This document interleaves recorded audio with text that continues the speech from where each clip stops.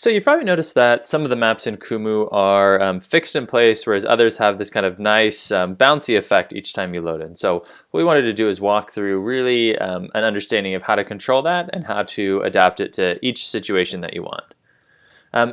Layout is controlled here in the settings. You can scroll down, you can get down to this layout area.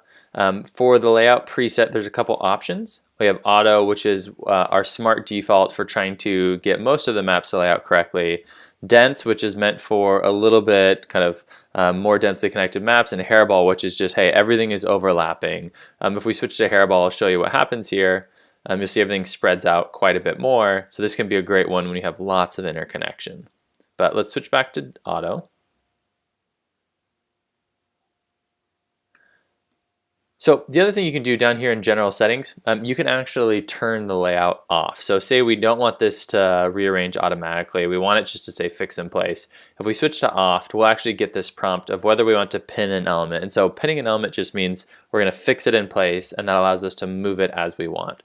So if I click yes, pin elements, everything will be pinned in place, and then what we can do is we can come in here and move specific elements. We can just drag a single one, we can hold shift and draw a bounding box and then move that wherever we'd like to, and then in this way we can make sure that we minimize overlap within a map and really get it set up just how we want to before we end up going and maybe getting a PDF created of this or embedding it on a website.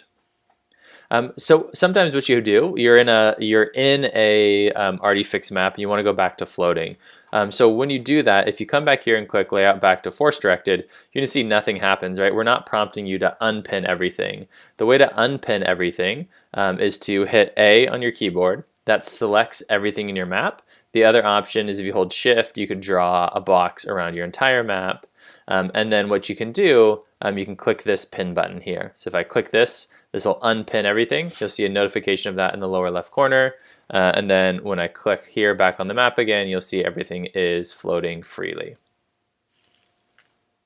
So that's just a quick example of how you can use fixed versus floating.